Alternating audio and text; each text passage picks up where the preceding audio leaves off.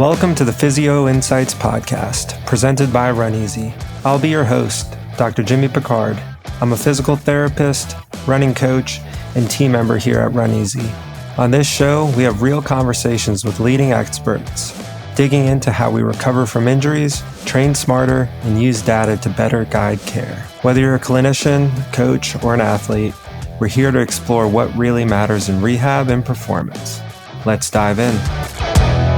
All right, Nathan, welcome to the podcast. How you doing today? Good, man. Always happy to talk to you, Jimmy. Hope you're having a good week. I think I just saw a coffee cup. Are you drinking some coffee?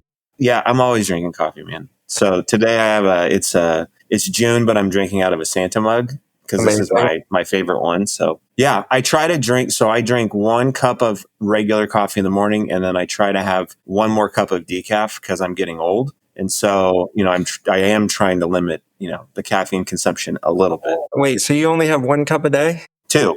But 1 real cup? 1 real cup. Yeah, every once in a while I'll splurge and have a second, maybe if it's the weekend or something. It's not a coffee podcast, but this is probably cup number 4. Oh, and you have the Fellow cups. Those are my favorite. I love their stuff, man. Yeah, their nice. So good.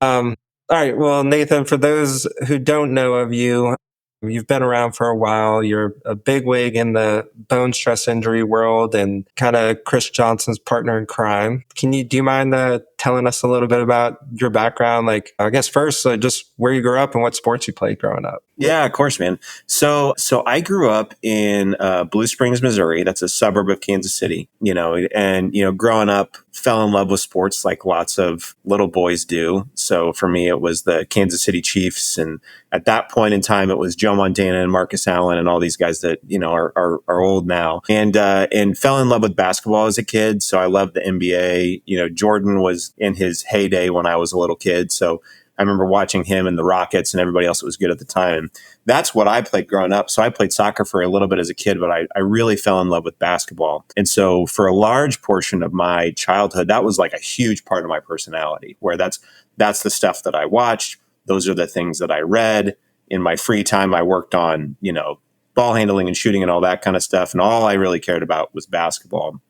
And along the way, when I think I was about halfway through high school, I started taking classes at a local gym that was sports performance classes. So this would have been back in like 2002 or 3.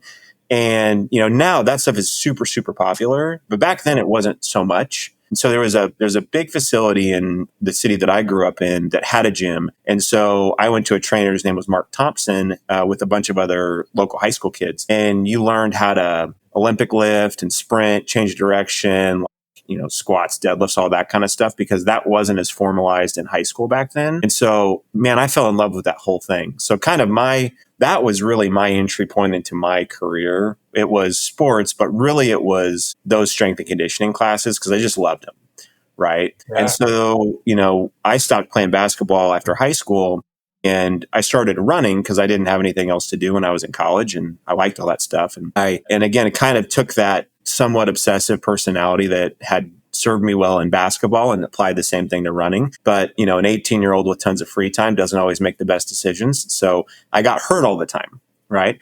And I didn't know what I was doing. And so I'm buying Runner's World magazine, which was only a physical magazine back then, and going through and trying to learn things. And again, kind of fell in love with that. And that's kind of what led me to PT school, was the idea that I could do this. Like I could learn how to help runners so they don't run into this stuff. For some reason, that just clicked with me. And through college, I started a little, personal training business where I started training people. I would train my friends, at school, and then home. I would go to people's houses and train them in their basement. Wow. Yeah. So that all kind of just happened. And then went to PT school. And, went through schooling like everybody else, and always kind of said, like, I want to work with runners at some point. I want to work with athletes, but really I want to work with distance runners because I just find that sport it was so helpful for me, especially mentally. And a lot of my family members were runners too. So there was that as well.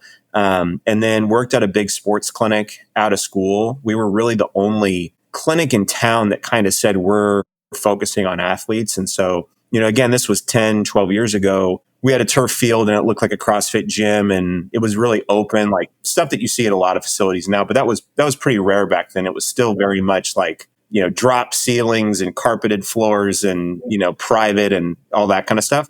And so I got to treat everything. You'd see football players that, sprain their MCL. You'd see, UCL reconstructions of baseball players. I would see a lot of the distance runners. And I just got to learn a lot. We had a performance staff in-house. And so that transition between, okay, you're on the performance side, you're on the PT side. Like I got exposed to that right out of school, and kind of having those conversations. And then about a year into practicing, I went to my boss and I said, hey, I want to start doing strength and conditioning stuff with distance runners. Could I run a class after work? Yeah. So basically it was going to be 7 p.m. I think it was on Tuesdays. And, it was, hey, let's see how this works. And I just started training people. And so I had some groups, I had some individuals. I started working with high school kids. That kind of led into more patients because I got to know more people. And all the other stuff that we do. And, when you have a clinic is you're going and meeting with coaches and going to races, doing and talking at running stores and all those kind of things. So I got to do all that, kind of on somebody else's dime, build that up. And then eventually, a buddy of mine who's a running coach said, hey, we're going to open a treadmill studio in the middle of Kansas City. Would you be willing to come in, or would you want to come in and treat patients there? And I really didn't have an intention to start a business. I didn't really know what I wanted to do with that, but I didn't get an MBA in school. Business stuff wasn't particularly interesting to me. To interrupt for a second, yeah. At the same time, it sounds like you had that entrepreneurial spirit, though, if you're a coach or training people through college and stuff like that, and then adding a program at the clinic you're working at. You're definitely I guess you found what you're passionate about and you're excited to explore that, I guess, and it meant getting paid. And so when it sounds like you also had this dream scenario, you came out of school and you got to work at a pretty amazing clinic. And I guess I didn't realize, so you went into PT school with the strength training as the kind of the foundation. Is that right? Yeah. I mean, I have trained people longer than I've been a PT, and so I started doing that when I was 18. Yeah. And again, it was mostly for family friends in their basement. Yeah. So it was, I would take, so my dad was a bodybuilder growing up and he still lifts weights now. But, so we had a bunch of weights. I learned how to lift with my dad using sand weights in the basement, and so I would take the weights that we had at home, because I'm still living at home. I would put them in my car. I would drive to someone's house. Yeah. I would take it all out. We would train, come back. I probably charged, I don't remember, maybe I charged $20 a session or something back then. Yeah. And then, that was my entry point to exercise prescription, working with people, and to be honest, my programming wasn't good because I'm sure I just used the stuff that I saw in fitness magazines at the time. Sure. Yeah. And so, that was my first exposure to really all the stuff that I do now. Cool. Yeah. All right. Let's put a pin in that. We're going to circle back because I do want to ask more about that. But yeah, keep going. So this treadmill studio approaches you. Yeah. So my buddy Jeremy, who's a great coach, says, hey, we're going to open up a treadmill studio. Would you want to see patients out of there? At the time, I had kind of figured out that, for me, the model of managing a clinic or managing a couple clinics or, kind of that progression, which is what we see with a lot of, motivated clinicians, is that's the typical progression. Yeah. It was not interesting to me. Yeah. So I remember, where it's you're a couple years out and it's it seems like you've made it. And there's nowhere else to go. Right. Besides falling into one of those roles. You look at those people and I mean, no offense, the ones that I worked for, they all seem to hate life. They're under ton of pressure. Not see their family. Yeah. And so that was the other thing. At the time, we had our oldest was less than 1 at the time. And so, I had seen the model of you run a clinic or you run a business in that model. And it's you work from 7 to 7, you'll take 6 a.m. patients, you're marketing all the time, you're gone on the weekends marketing. And again, to me, I'm I am perfectly fine with working hard, but I'm not interested in not being a part of, everything, other things in life. Yeah. My tendency, I don't know if you're this way, is to overdo it on stuff, right? We don't ever see that with endurance athletes, right? Never, yes. And so I learned really quickly to kind of find my edge with this. And a lot of that was talking with my wife too. We're saying, how do we do this where we support each other's professional goals? There's going to be times for both of us, because she's a motivated person too in her job, where we can work on the professional things and go for those goals that we find important and are meaningful to us without, putting the other one, kind of down. And so, I felt like I was at this crossroads where I'm like, I'm either going to start my own business or I'm going to do something else altogether. And I didn't know what that was. I didn't have another option. But having the kid, that's got to put a little extra pressure on you to make the right decision here. Of course. And I remember having a conversation, so I'm really close with my dad. And I remember talking with him a bunch about this. And one of the pieces of advice that I got was, it feels like you have a sense of security when you work for someone else. But the only way that you really, you're the position that you have the most security is if you work for yourself. And that can feel a little counterintuitive because there's a pressure that comes with that. But, COVID was a great example where, we probably both had, colleagues that lost their jobs, that they got shifted from salary to hourly workers. All those things happened to something that was outside of their control. And they didn't have much control around where they could put their effort into things. And at least and this is all things that I've learned, I'm not going to act like this is the perception I had when I started my business. I can control where I put my efforts. And that's something that's different than, again, if you work for somebody else. So I started. So I'm like, okay, well, I'm going to do this.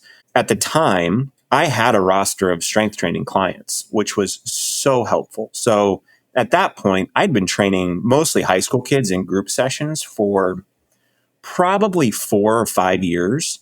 And so I knew going into potentially opening that business that, okay, well, I know I've got 20 kids lifting with me right off the bat. And so that gives me a little bit more of a buffer to say I'm not starting from zero. And this is before Chris and I started teaching together, before any of that kind of stuff came to fruition. It was just patients and lifting clients. Yeah. And that buffer is huge. Yeah. Because when I moved here and had to relocate my business, essentially, that was because I had the buffer of my coaching clients, there was never a doubt in my mind that I was going to continue doing what I was doing. Yeah. Yeah.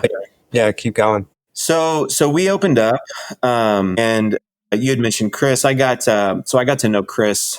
Oh man, probably a year or two before I opened my business, as a mentor. So he was, at the time, I had kind of taken all the running courses you could take. There wasn't as many of them back then. There's a lot more now, and there's a lot of really good ones. But back then I kind of took all the stuff I could take, and Chris had a mentorship option on his website. And so I just cold emailed him and said, I've seen all your videos. I'd love to learn from you, something along those lines. What kind of options do you have?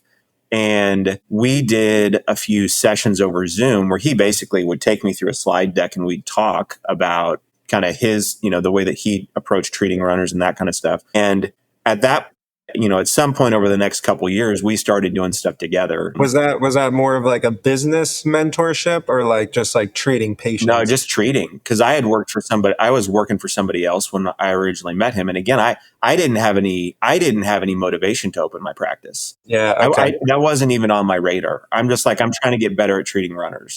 Yeah. And what year was this? So probably 2015. So about 10 years ago.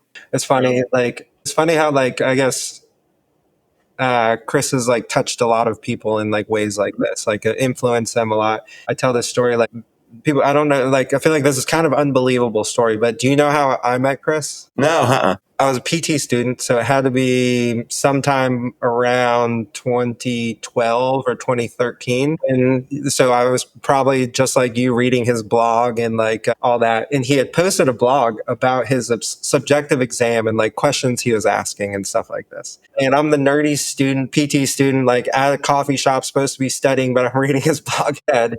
And this is not a lie. There was at the bottom of the blog, there's a question, you could ask a question. And my memory says that it said, put your phone number in here. You could put your phone number in there. So I typed my question, basically asking something oh, why do you ask this question? What's the thought behind that? Put my phone number in. 10 minutes later, my phone starts ringing. And it's like New York City area code. And I answer it and he's like, oh, yeah, is this Jimmy? I'm like, yes. He's like, Who oh, is this is this? Chris Johnson. I just got your question on my blog. I wanted to answer it. And I was just like, oh my gosh, like, Yeah, that's that's pretty crazy. Yeah. Now Chris is way busier than yeah, I don't think he has time to do stuff like that, but that just speaks to him. well, and that's how a lot of the stuff. That's how a lot of professional relationships start. It's just someone reaching out. I think especially with social media, there are times when it can be frustrating with some of the stuff that people put out or maybe the approaches that people take to things. There's a ton of great clinicians that are really giving of their time and their knowledge. I've been super beneficial from that, from lots of different people, both previous bosses and people locally to Kansas City, people online. Again, certainly, Chris and I have a really close relationship over the last 10 years. But I really try to take that same approach because that's what I've seen from the people that I respect the most. And even that's beyond PT. That's like family, friends, and people that I'm close to that have nothing to do with medicine. They're just good people that they are giving of their time. They are giving of their knowledge. And I think that, there's a lot of great individuals like that out there. And I think that, as we move through our careers, if you've been the benefiter of something like that, continuing to do that for kind of the next generation or the next group of people, I think that's a really important thing. We can't be, you can't be giving out all of your time for free because that doesn't work. Especially if you're, an adult with kids, and responsibilities and things like that. But I do think we should be giving with our time. And Chris is a great example of it. Yeah. As are you. Thanks, buddy. Yes. I reached out to you not long ago when I was dealing with some career or needed career advice. Yes. We all do that. Everybody goes through that. All right. Yeah. So picking back up though. So as you started to like become, a business owner and do your own thing, tell me a bit about that. Yeah. So you have to learn all these skills you didn't know you needed to have. And a lot of them are foreign to you. So, at the start, it's like, I need a website. So let me go on Squarespace and figure out what that looks like. I need a way to document patient interactions. How am I going to, actually get paid? Like, what's a payment processor and how does that work? And how do taxes work? Like, if I had been writing a blog for a couple years prior to starting, but, how am I going to keep doing that? You learn all these things. And one of the benefits, I think, for a lot of people when they start out is there's a lot of energy around it. Like you have to be very motivated. You have to be very energetic around it. And so you just put yourself out there and you just got to figure stuff out and you make mistakes and you learn. And, like many people, I overbooked myself going back to like making sure that the way that you're approaching your career works for your whole family and spouse and things like that. I remember about a year into the business, I was just slammed with stuff. So lifting kind of took off, patient volume was increasing. I had mentioned to you before we started, I got put on the staff at UMKC. So I was the head physical therapist for their cross country and track program. Chris and I had started doing a little bit of stuff together. So there was more responsibilities from that with teaching and content and things like that. And so my schedule got really big to the point where I would wake up at 4:20 in the morning and I would drive to the gym to train people from 5 to 7 to then drive back home to get my kids ready to go with my wife to my in-laws and then drive back and then either like treat patients or train more people or go market. And then, if you work with athletes, they need to see you before and after school or work. And so you'd have this split shift where it was like busy morning, busy afternoon, evening, dead in the middle a little bit. And so I'm just kind of running around. I'm saying yes to everything, which is important. I think you do have to do that when you start. But I remember having a conversation with my wife, and this was probably about 2019, and saying like, this approach is not sustainable. Something has to change. And then 2020 happens and COVID happens at the start of the year. And, for me, it was a break that happened that wasn't planned. And that's when I really started to reorient my business. Yeah. Chris and I started teaching more. I started shrinking my hours down and being a little bit more calculated with the things that I was going to say yes to. And, do you think you could have made those changes had it not been for COVID? I have no idea. I mean, I do think about that. I would hope so, but I can't tell you that. but I can't tell you that I would. And I don't know when that would have happened either. Yeah. And so, for me, I used to be really critical of like other clinicians, right? That, they're on the clock all the time. Like, I'm not going to be that way. I'm not going to do that, balance, all that kind of stuff. And then 3-4 years into my business, I'm like, oh, I'm doing all the same things I used to be really critical of. I think when I first met you, it was around that time because it was during the first mastermind you guys did for your business. Oh, yeah. And during that, it was during COVID. So it was during the 6 months that I was working with you guys. Seth Godin put out that book about, now I can't remember the title, but you shared a quote from it. We were both reading it at the same time. Yeah. You shared a quote where it was essentially something along the lines of like, when you're working for somebody else, like your boss is just constantly like nagging at you and you feel this pressure from your boss to do all this stuff and to be productive and to fill your quiet time with work and go, go, go. And then when you're a business owner, you just replace that voice with your internal voice. 100%. And it sounds like that's kind of the trap you were in at that time. Or like Yeah, I think there's this idea that busyness equals productivity or progress. Maybe progress is a better word. So it's like fill every second, no downtime, rest is laziness. Again, like all things that we hear from endurance athletes. For any of us that have been in an athletic environment, that's what you think. And so at the same time, at the start of COVID, I started reading a lot more. So I had read a little bit, the first couple of years I'd had my business, but I really started reading more at the start of really around COVID. So, Cal Newport's Deep Work, that book talks a lot about that.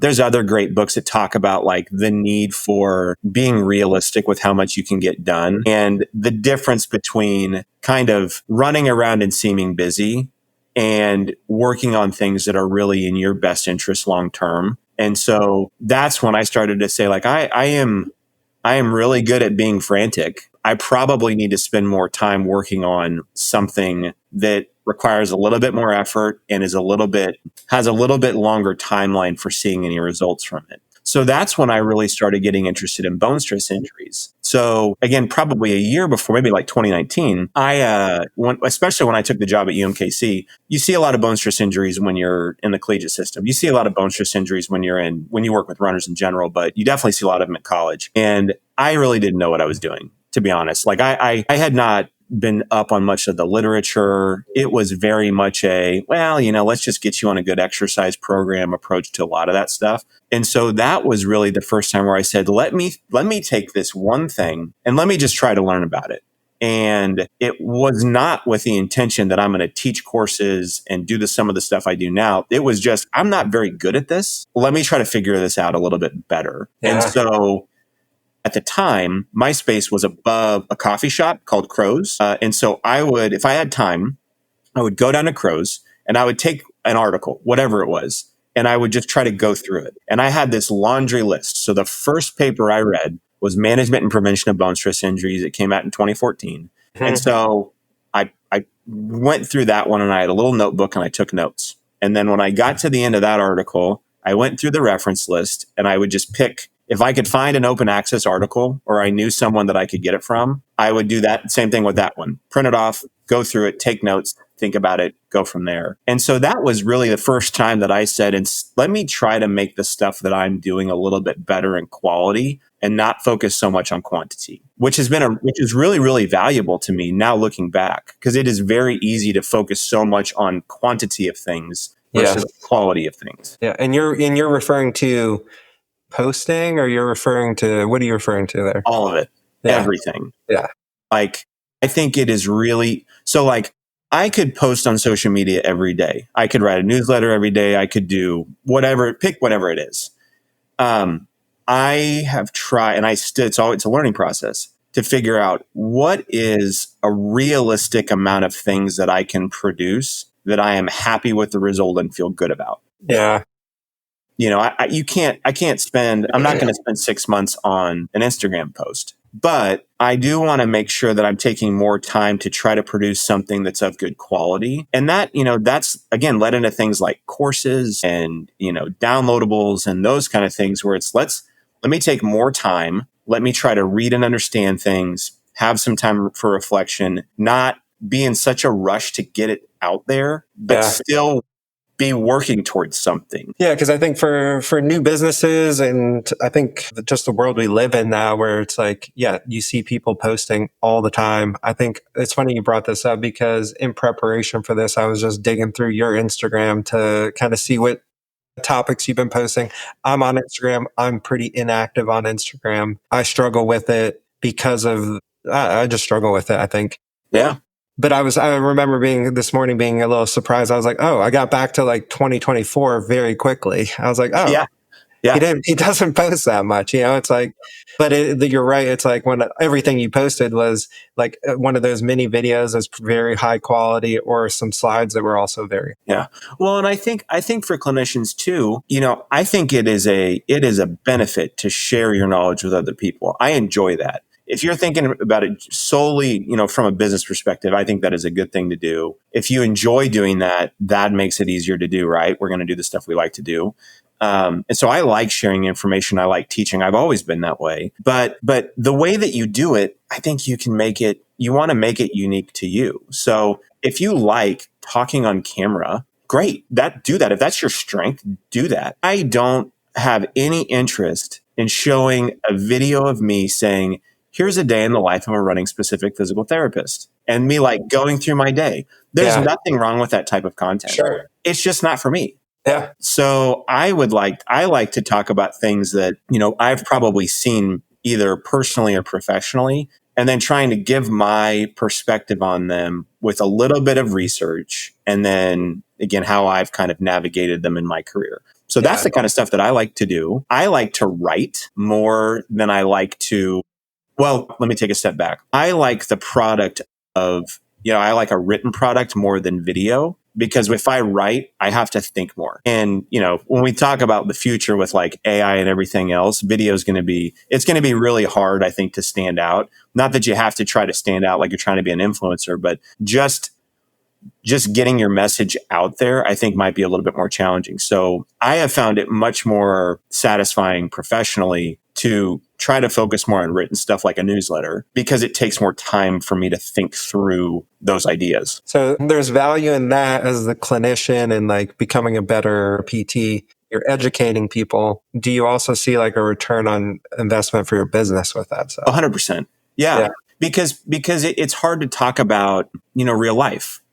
So, and I run into this sometimes even with my content. Like I enjoy sharing facts and figures. So, I have old posts and newsletters, and this is stuff and courses and everything else about like, here's the average timeline for returning to running after a bone stress injury. Here's how your cardiovascular system changes when you stop training, and have like a table or something. I like doing all of that, but I think that it's much more helpful whether you're talking about growing a patient caseload or just your satisfaction as a clinician, as a business owner, as a person, to work through some kind of a challenging idea. So I'll have a newsletter that goes out tomorrow that's on the relationship between Mega Man X and running a business. So Mega Man X was the video game that was really popular when I was a kid. I don't know if you played that or not. I do not even remember that. No. Yeah, so it was really popular when I was a kid. It was a lot of fun, and so the newsletter is about that, and only relying on AI to do all our difficult things. And so it took me time to work through that. And the process of working through that was really valuable to me personally. I enjoyed doing it. It wasn't easy, but it was enjoyable. And I'm happy with how that newsletter turned out. And hopefully people will find value from it. Maybe they will, maybe they won't. But I personally enjoyed working on it. And I think sometimes it's easy to forget that when you're worried about, I need more patients, my revenue's lower, And so I have found it much more helpful to work on a problem that is relevant, maybe in the community or population that you exist in, and trying to share your unique perspective on it. I think that's a really helpful way to stand out. And again, I find it really valuable just personally to work on things like that. Yeah. It's almost like you I see this with like your coffee drinking, and like when you share your books that you're reading in your newsletter, it's like you lean into like your quirks a little bit. And it sounds like with this most recent one, it's like, you're leaning into like what makes you different, and then also just like a normal person. So I'll give you an example. So Katie Pajorski is a PT that is out near DC. And Katie works with runners, but she also works with climbers. Yeah. And I know nothing about rock climbing. But I've gotten to know Katie a little bit over the last couple of years, and I find climbing stuff super, super interesting. I don't work with climbers, but the content that Katie puts out around climbing, I think is really, really interesting, but it's like all unique to her. Yeah. And again, I think, when we learn how to do things, we mimic other people, and that's how we, learn how to play sports and write and, talk and walk and everything else. But I think it's really, really cool to let a little bit of your personality show. You don't have to show the whole thing. Like share what you like, share what you're into. I think that's really, really helpful. And it makes it more enjoyable for you. So like, I don't share coffee stuff because I feel like it's going to be good for my analytics. I like coffee. Yeah. I like books. I like reading. Sometimes I talk about the drums. Like I've played the drums since I was in middle school. So like talk about the stuff you like to, because I bet people are going to enjoy that. Yeah. All right. If we back up a step, because we glossed over like so you start in the business, rolling with the business. Like when did it kind of morph from working at the treadmill studio to like what you're doing now, teaching and doing all this other stuff? Yeah. So probably 2020, 2021, Chris and I put together a course called Bones, Tendons, Weights, and Whistles. Mm-hmm. So we started teaching that. At the time, we taught that all virtually during COVID, but then we started teaching it in clinics. And so we started doing that. I started doing some mentorship and some other offerings around bone stress injuries. And so I had a couple online cohorts that I would do. I made a couple products, like I have a return to run guide on my website for bone stress injuries, other things like that. So just starting to work on things like that, doing a little bit more mentorship. And so all of that kind of grew, again, not out of the intention that I wanted to do any of that. I liked doing that kind of stuff.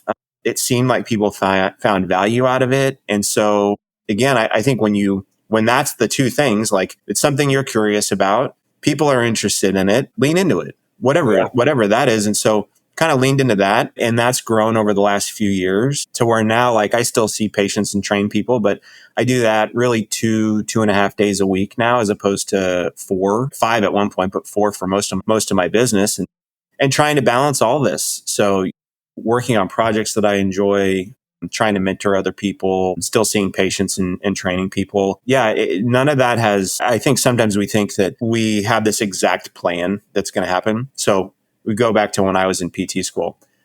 As soon as I graduated, I basically had mapped out like my whole career from a professional education standpoint. So at the time, I'm like, okay, so I'm going to get this certification, and then I'm going to go do a residency, and then I'm going to do a fellowship. So I like had everything mapped out that I was going to do. And then I didn't do like any of that. And so that was a big learning process for me, because you did other things. Yeah. It's like you do other stuff, and so sometimes we put that, carrot out there and we get it, but other times it changes. Yeah. I always say it's like, you can never predict like how to get where you were going to be in 10 years. I always go back to, for me, it was like college. When I was like a senior in college, I had no idea where I was going to go to college. My parents didn't go to college. Like I had no help with this stuff. Yeah. And the schools I applied to, I didn't get into one. The other was really far away. And I just like randomly applied there because they had a good track team. Yeah. And I was like terrified to go there because it was so far away. I ended up going on a summer trip. Like this is the summer between senior year and freshman year of college. Yeah. My friend was going to go to Hampton University and he was going to run there. And I just happened to tag along with the trip, and I met the coach, and the coach was like, "Oh, these are your times. Here's an application. If you submit this right now, I will get you in and you can come here." Yeah. That's like, funny. Sweet. And then that led to me getting into transferring from there to William and Mary, which is a school I never would have gotten into had I not like had this stepping stone. But it was so unpredictable, and there's a path like I couldn't have predicted whatever happened. Yeah. Well, and sometimes too, you put those goals out there and then you achieve the goals and they're not nearly what you think they would be. So, I remember this in my first job. So I'm like, I just want to work with athletes. Just get me with get me with all the top end people. Like that's who I want to treat, even outside of running. And so, again, a couple years into my job, partly because I was motivated. I feel like I was good clinically, but I was motivated, and we were one of the only games in town. We would see, if you got cut from a professional team, like say you're in the NFL and you get cut, so you don't have access to medical stuff. We would see a lot of the people that were cut by a team, or they were in between teams, or, it was kids that were back and they're playing football at a big D1 school, and they had an ACL reconstruction. Like we would see a lot of, I had some Olympic level gymnasts, like we had tons of people like that. And that's what I thought I wanted to do, man. Like, I just want to treat those people all day. And again, a little bit into it, it's like, oh, this schedule's kind of rough because everything is urgent, or at least it's perceived to be urgent. It's you're on call a lot. It's late evenings, early mornings. And again, when I had we had a kid coming along, like this is not what I thought it would be. And I've had that happen lots of times where, there's something that you think you really want to do, and then you get the chance to do it, and it either is not what you think it was, or you do it for a time period, and then you're like, that time period is done now. The thing that I liked doing or wanted to do, I've done it, and now I'm ready to do another thing. And so I think about that with large group training. So when I started, I would do large groups. So less cost per person. It was an easier entry point for a lot of distance runners. I did that for a time period. And then at some point I'm like, I actually don't like this offering anymore personally. And so I'm going to have to move to something else. And again, there's been many times where I've had that same situation where either you get that thing and it's not what you thought it would be, or you do something for a little bit, and then it's okay to let that version of yourself kind of be done and move on to the next thing. Yep. It's like the saying, what got you here won't get you there, or something like that, right? Well, and then it becomes work, right? So like it seems really enjoyable until you get paid for it, and then it's just work. That happens too. Yeah. I mean, I can relate to, we talked off air about like almost at times feeling like a personal trainer. And like I had a group strength class in Salt Lake for the entire 3 years that my business was there. And it was amazing to help get me started with my business, to get some income and revenue coming in. And I made really great relationships with everyone. And like when I ended up moving, it was like very sad to let that go mostly because of the relationships. But if I'm honest, like I was burnt out on that class because it was twice a week, 7 a.m. We had 2 kids during that time, and it just became something that served me well for the beginning to get the business up and running. And then I needed to change. Yeah. But like I asked you earlier, like without COVID, would you have like dropped the things that you needed to drop? Yeah. Without me moving across the country, I don't know that I would have ever stopped that class. You know? Yeah. Even though I was, no longer, it wasn't serving me as well anymore. Yeah. Yeah. Yeah. Sometimes sometimes you get those breaks, which kind of do it for you. I don't know, how much stuff I would have hung on to that I really probably shouldn't have. That break that we all had to go through, it was definitely served a purpose for me, even though it was a rough time for a lot of people. Yeah. All right. So if we picking back up with you kind of like enjoying this process of digging into something deeply and producing some valuable content. You just released a new course on bone stress injuries. Yeah. Tell me a bit about that, because I've seen what you've posted. Yeah, of course. Thank you, man. So I have a course called Rebuild now, and it's an online self-paced course. It's on my website. And the goal of that was really trying to put together kind of all my experience working with that population, which is a lot of missteps and mistakes, treating bone stress injuries, my understanding of the literature, and then my experience teaching those concepts to clinicians, and try to put that into a really digestible course that people can go through. So there's a lot of information around bone stress injuries. There's a lot of research. There's a lot of literature. And so trying to distill all those ideals down and then say, these are the concepts you need to know. This is how, someone is going to present in the clinic. And then this is how you navigate things from that initial evaluation to them returning to competition. So some of that is like subjective questions to answer or to ask. making sure you develop good rapport with your patients, because you do end up talking about some sensitive things. What are the tests and clinical patterns to look for? How to design exercise programs, how to progress cross training, trying to understand if someone's ready to run, and then how do you navigate them from that return to run progression back to whatever their specific definition of running is. Because that's sometimes, I think, where we drop the ball. We either drop the ball in that we miss the diagnosis. I actually think we're getting quite better at that. So how do we perform a really good differential diagnosis? Because a lot of times the rehab pro is the person that has to figure out where we are. And then how do we make sure the time from diagnosis to running is as productive as possible? And then how do you actually take someone through training? So it's not just this, ease back into running, or kind of letting it go to the coach, which even the best coaches, I think, have a hard time with, not just throwing everything back at the athlete, but how do you progress someone back to a long run and progress them back to workouts? And how do you integrate them into racing and all those kind of things that can be challenging. So that was the whole kind of purpose of that course, is to say, let's take all this information and try to make it really digestible for clinicians, in whatever way they work with runners. So if you feel like we've gotten better at the diagnosis, you said, and I would agree. It seems like, I guess I was at ACSM a couple of weeks ago, and one of the courses or one of the lectures I attended, they were talking about how we are seeing more like femoral neck stress fractures or sacral stress fractures. And one of the questions that came up was like, are we seeing more of them, or are we diagnosing them more? Yeah.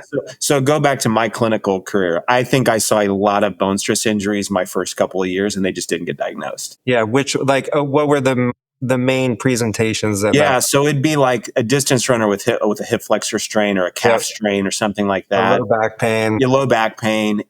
But what happened is, so a lot of times they'd see their PCP or they see a sports med physician. This was at my first job. It was in Missouri. And at the time we didn't have direct access. So everybody came in with a referral. Yep. And so I think a lot of times what would happen is they would go in for a complaint of pain, and the recommendation from the doctor would be, okay, stop running for 4 to 6 weeks and go to PT. And maybe we'd see them like a week or two later and start them on some things. And I think a lot of times when you remove running from the equation, symptoms go away. Not all of the time if it's more progressed or more in a higher risk location, but a lot of times if you take running out, it kind of settles down fairly quickly.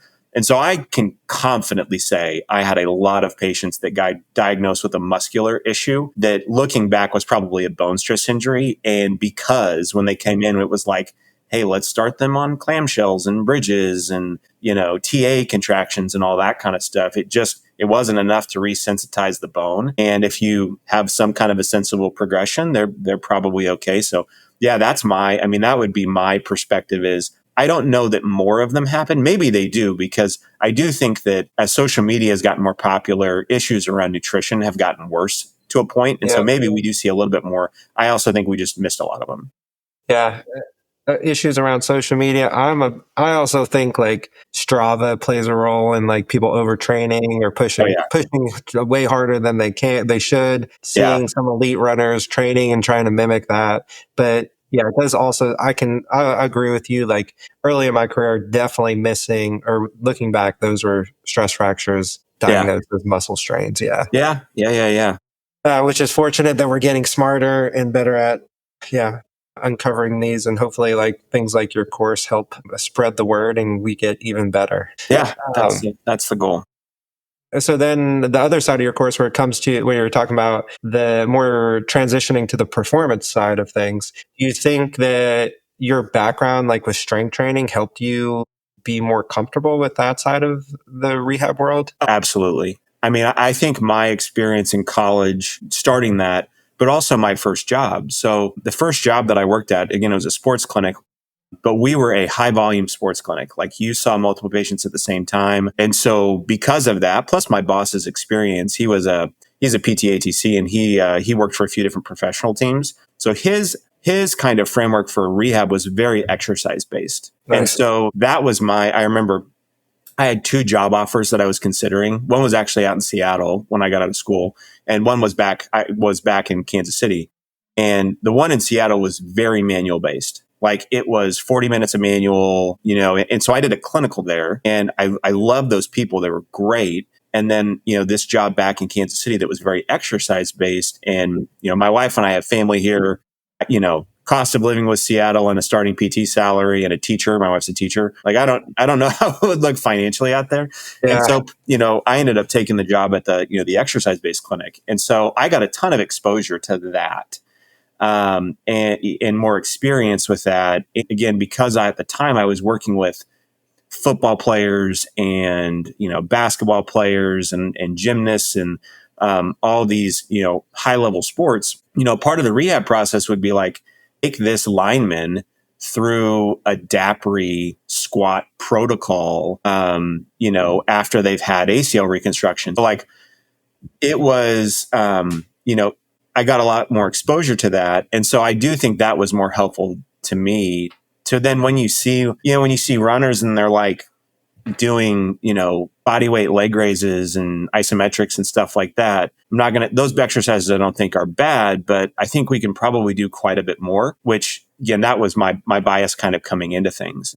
Mm-hmm. Certainly we can overdo it at times, but I think all of that was very beneficial to me. Yeah, because on the flip side of the coin, I saw your post about why runners shouldn't lift heavy shit or something something like that. So there's nuance here, right? It's like, yeah.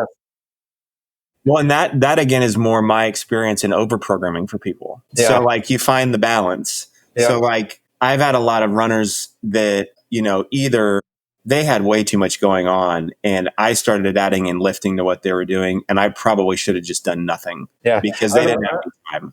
I had a phone call with a runner right before hopping on this, who recovering from femoral neck stress fracture. We're back down. We're returning to run. He's now we are 6 months into an actual running block, and he is asking what he could add to improve his form work. Yeah.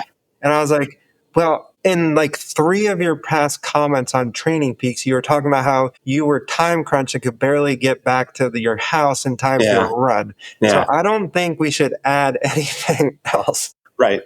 Let this stabilize. And then, it's like, I think seasonality is important. So there's times when we can definitely put more on someone's calendar. There's lots of times when we can't. So I think as clinicians, we want to do things. We want to have people do things. We want to do things to people. But sometimes not doing things is a little bit better. And again, I feel like I've gotten better about being realistic about someone's situation. I wasn't always like that. I've overlifted a lot of endurance athletes. My programming is much simpler and has less volume to it now, I think, than when I started 12, 13 years ago. Yeah. I'm with you. This kind of brings up this idea of sometimes the go-to is always add. Then there's okay, maybe we don't need to add, but then there's maybe we actually need to subtract. Yeah. And I think for runners in particular, that can be really hard to say hey, we need to take things away. You're doing enough, but a lot of times that's what we need to do. But as a clinician, it can feel weird because you're instead of doing stuff, we're just removing stuff. Yeah. So some helpful things I have found, if you look across someone's week, is there any point of peace or stillness? Because there should be something. Yeah. So I think that can be helpful. Yeah. How do you help a runner? So as you just said that, I'm thinking of another runner I consulted who I've been working with her for a while, and I look at her training. I upload most of my runners onto Training Peaks so I can see everything that they're doing. Sure. Right. That way there's no hiding and I can see. And I'll look and I'm like, you haven't had a day off in 6 weeks. Your day off is you going on 2 hikes or something. Right. And so but I have a really hard time, help it. I will point it out, but how do you, do you have any recommendations on how you would help? Yeah. Because I've also heard you talk about, you want somebody doing something completely unrelated to running. Don't read a running book. Don't watch a running race or something like that. Yeah. So how do you help here? Yeah. So that's a good question. So one of the questions I talk about this in the course that I ask every patient, but I think it has particular relevance to a bone stress injury is, what do you enjoy doing that isn't related to exercise? And so that could be running, that could be hiking, that could be skiing, that could be whatever it is that you like to do. We should have something that is enjoyable, that doesn't require you to move your body. Part of that is because if you get diagnosed with a bone stress injury, you're going to have time away from that anyway. So if there is something that you like, maybe we can invest a little bit more time in that. And again, to me, it's like, I don't care what that is. Maybe that's reading, maybe that's painting, playing video games, playing chess, doesn't matter. But we should have something we enjoy doing that's not, exercise. Now, there are lots of times when I ask runners that question, and I'm either met with a blank stare or with an almost immediate acknowledgement that they don't have a way to answer that question, and they realize they should. So, and again, I think time of year matters here. If you are 6 weeks out from your, A race, you're trying to get your first BQ, you want to, there's some big performance goal, your life might need to look a little myopic, like this is the focus, but it shouldn't look like that all the time. So if someone is having a hard time finding things outside of running, this is from, what's the book? It might be from Cal Newport's work. It might be from somebody else, but looking back to the things that you enjoyed to do when you were a kid. And if there's something that you like doing that you don't currently do, maybe do some of that right now. Go take a class or do something. I think that can be helpful. But, I think for the first part is just acknowledging it. Another thing that might be helpful is if you're working with a runner that everything is focused around running, sometimes it can be helpful to have them say, hey, have you ever shared your typical week with a friend that's not a runner? Yeah. And just kind of gotten their perspective on it? Because most of them will be like, hey, you're doing a lot. Yeah. You might, you could go have brunch sometime and not go run. Yeah. And so, and again, it's this fine balance because a lot of times the approach of I'm going to work hard, I'm dedicated, that's really valuable for lots of reasons. And for people that are successful in endurance sports, it's also necessary because training takes a lot of time and it's not always comfortable. But sometimes we can run into that becoming an issue if we do need to take a little bit of a step back. But yeah, that's a question that I will use I ask all my patients is what do you like doing that's not exercise? I love it. And then just kind of see where the conversation goes. Sometimes we can get some positive changes and sometimes we won't. And all we can do is maybe bring up the idea. Nice. Yeah, I like it. Probably the last question I want to ask, this is a loaded question, it's a lot, but yeah, how would you describe your rehab philosophy? Simply put, what would you say? Yeah. So, my whole goal, I think we can go back to the first patient interaction. So I want to make sure that anybody that I see feels like they have the time to share their story, get their questions answered, and that any kind of plan that we put in place is with the idea that they're going to be independent as they get back to what they want to be able to do. So a lot of that comes down to making sure that I'm expressing empathy with the person, that we're taking into account them as a whole person and all the unique things that they might have going on. And that in the end, anything that we put together is designed to give them agency and confidence in their progression back to whatever running looks like for them. And that's just come through my experience, over the years. I think probably if you asked me as a new grad, it was my approach is that I'm going to fix everybody's problems and I'm going to be the savior complex. Yeah. And it's just a little different now. And so you've built a business around that allows you to treat that way. Yeah. Probably giving you more time with patients. I'm guessing though, that model can be bad for business, no? Yes and no. Financially, I guess. Yeah. So to me, it all comes down to how are you measuring success? So I'm not gonna deny that revenue and the money that you make is important because it is. You have to make, to me, I want to make enough money where I can live the lifestyle that myself and my family want. And going back to coffee, one of the things that I want to be able to do is I want to be able to get a coffee anytime I want without fretting over the cost of it. So I'm somewhat of a simple person, but that's one of the things that I want. Yeah.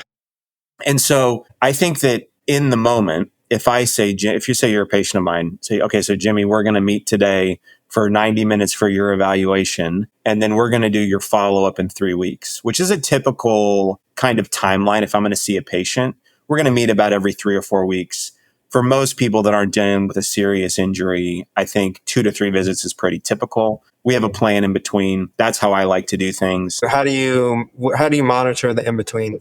Yeah, so I do 15-minute phone calls if they need them. They can book that on their own. And then I write out a plan for in between sessions. So I like that model, partly because I understand that runners don't want to come and see me, and compliance is rarely an issue because they're probably going to do their stuff.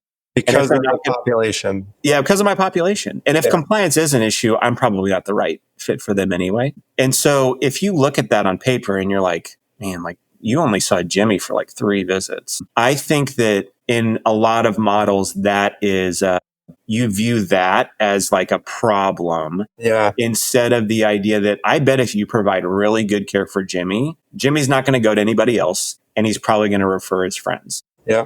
And that is how it's played out for me. And when I talk to a lot of clinicians that maybe have a similar model or approach, it's the same thing.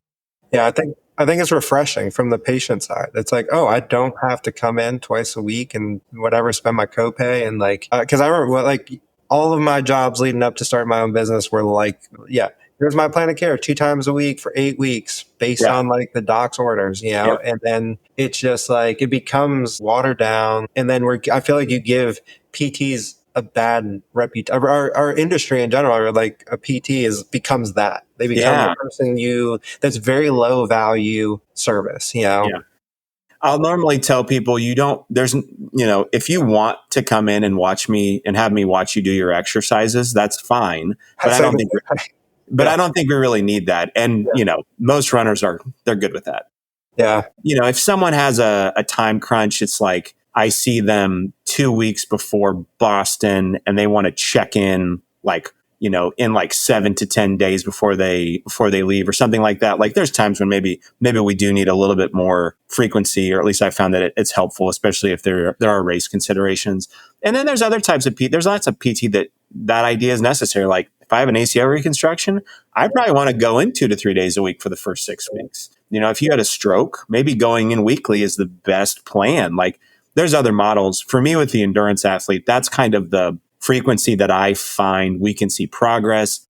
I like the product. I think the patient enjoys the product. And and you're always figuring this out. Like what is the right mix of all this? It does change over time, I think, as you learn more and you figure out how you like to work with people. Yeah. So just to summarize then, like your rehab philosophy is basically like this, you approach it from a stance of like empathy, and then empowering the patient to kind of overcome their injury with you as like the guide who's there infrequently, but they're in their corner when they need them. Yeah. So, so there's a good book called Coaching Athletes to Be Their Best. I don't know if you've read that one or not, by Jonathan Fader. Motivational interviewing one. Yeah. So he says, I guide, you decide. So like he'll guide, but then the person decides. All right. Steve Magnus, the running coach. Yeah. He says, I heard him talk about this too, and I stole it from him with all my patients and athletes. It's like, they're in the driver's seat. I'm co-pilot, navigating, like pointing out pitfalls that I know like people tend to fall into. And I'm just, ultimately they're in control. They're driving it. Well, and I think that is a lot better place to be in as a clinician too. I think partly because people are really complicated. You and I are complicated. It's not just the patients we treat. If you feel like you have to be like, pulling them along the way, you're going to get really tied to their outcomes. And that can be problematic because outcomes are uncertain. To me, I feel like I'm here to listen and empathize with you. And I'm going to share my perspective. I'm going to do the best that I can with the information that I have. And, and for a lot of people, we tie our professional worth or abilities to our patient outcomes. And if you're going to run a business around a population, most of your patients probably do need to improve. Otherwise, people aren't going to come and see you. Yeah. But, the specific outcomes, there's a lot of uncertainty we just don't know about. And so it's like, we're going to do the best we can with the information that we have. Yeah. I love it. All right, I think that's a good place to kind of wrap it up. I'm excited. I want to now learn more about your course and I want to take it. So where can I find it? I think you mentioned this on your website. Yeah. So it's on my website, runningmatekc.com/rebuild. And, if anybody has any questions, about the course, they can always shoot me a message on Instagram or or you can email info@runningmatekc.com. But you'll find all the information. You'll find all the information on my website. Awesome. And then what's your Instagram? Running Mate KC. Running Mate KC. Awesome. Yeah. And you got great videos. You got great content. It's very deep content. Yeah. Thanks, well buddy. thought. That's the stuff I like to do. You should produce things that you enjoy. That makes it much easier. Yeah. All right, Nathan. Well, great to have you. Appreciate your time. Thanks, buddy. Have a good rest of your day. Me too. That's it for today on the Physio Insights podcast, presented by Run Easy. Would you like to share an interesting case, insight, or have a thought about the podcast? Comment below, and don't forget to follow us for more episodes.